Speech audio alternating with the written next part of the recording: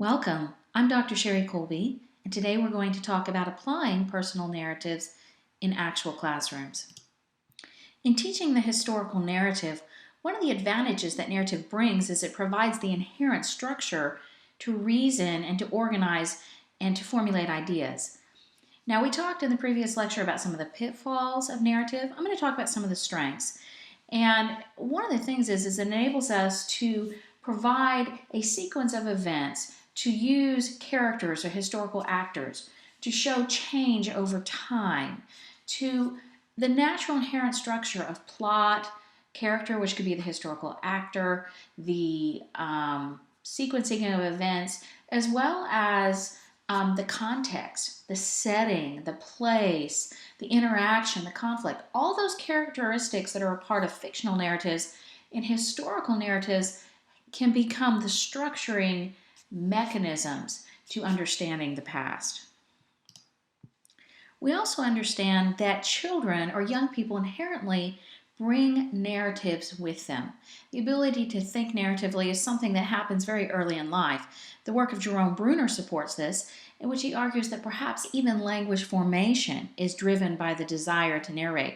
And Paul Ricoeur's work, he argues that narrative is a socio-cultural mechanism, if you want to say, that formulates the way we think, see, and understand.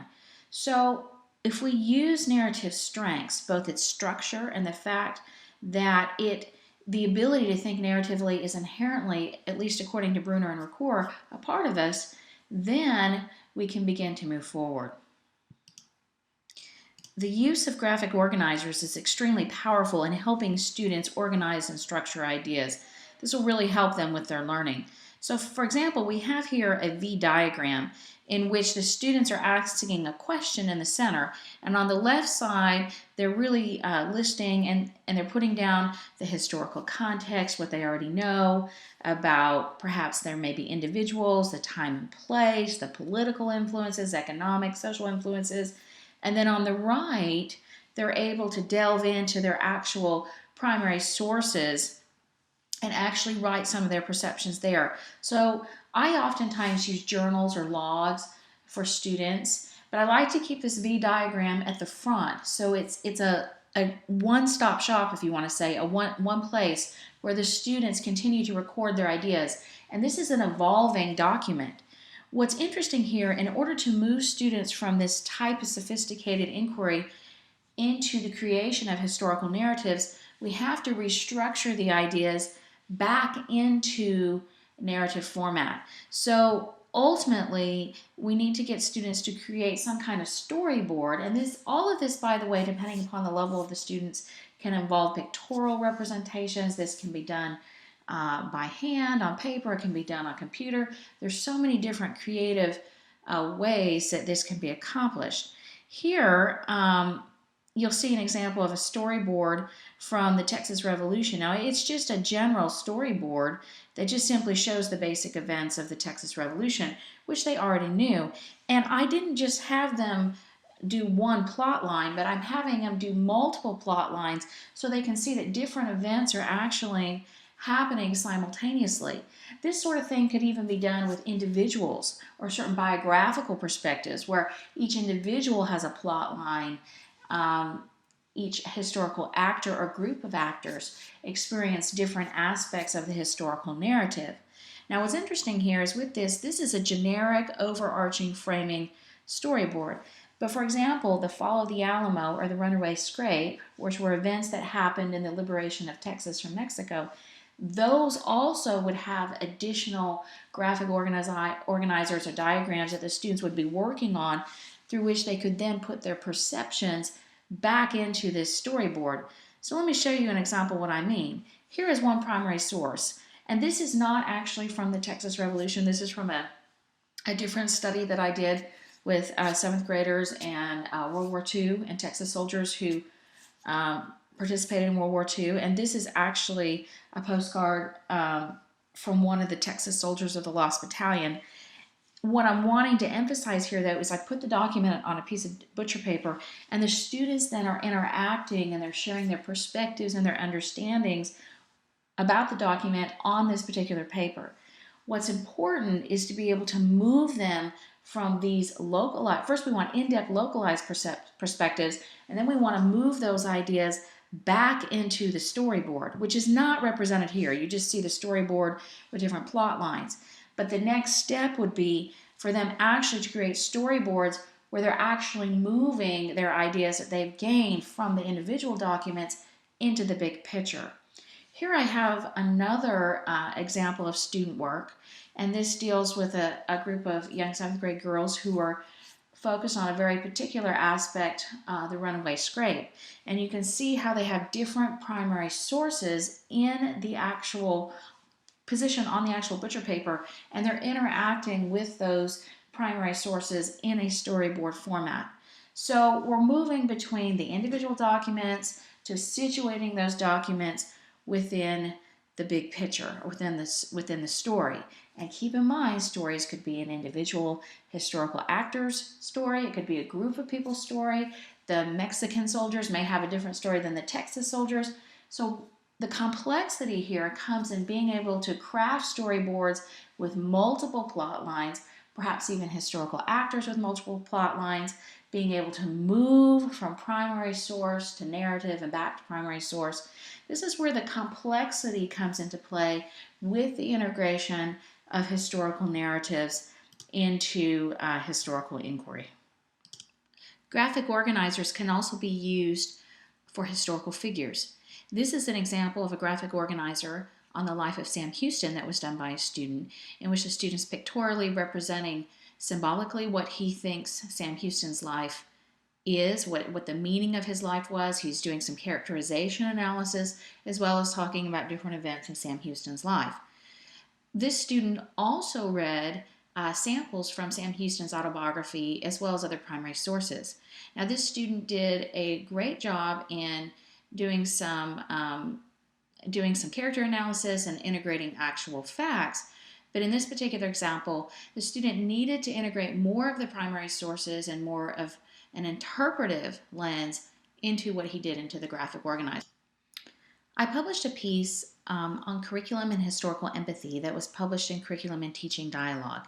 And I'm just highlighting a small piece of this to demonstrate how students think narratively.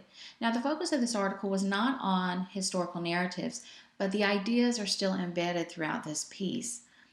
On this particular chart here, this is a representation of Sam Weinberg's historical thinking. In other words, this is the way in which historians, according to Weinberg, analyze primary sources. Now, we know that students look at primary sources very differently than historians do. Okay, students bring different backgrounds and experiences to the table, but I still found it to be a useful guide in looking at the way in which students interacted with the primary documents and attempted to interpret those. And you can see here on this chart that narrative actually is a part of it. For instance, a document tells us about an event. There is a story to the actual event being told. The document will tell us what is going on inside the historical actors. There's a narrative to that as well in terms of character and historical agent. So we have character, historical agent, motive, action, plot with the actual event itself, and then the creation of the document is also an event. And so there's a story that reveals the way in which the document was created. And then there's actual rhetoric. The language that's used within the document has particular meaning as well. Now, in my own work with students, I found that the text as rhetorical artifact was the most difficult area for young people to do. It was the most challenging, the most difficult. And so this is something that really allowing students to have more experiences looking at primary sources, identifying the narratives that are embedded within those sources. Part of that, we need to help them see the language that the document actually records. I'm going to show you just a couple examples from this particular piece. This is a primary source from Santa Anna. After the Alamo was actually destroyed, Santa Anna sent out a propaganda piece in which he invited the Texans to return back to the Mexican government. Now, the piece that you see here is designed to be an intimidation tactic, but the language is very interesting because Santa Anna invites the Texans to return to the Mexican government, their friend and their protector.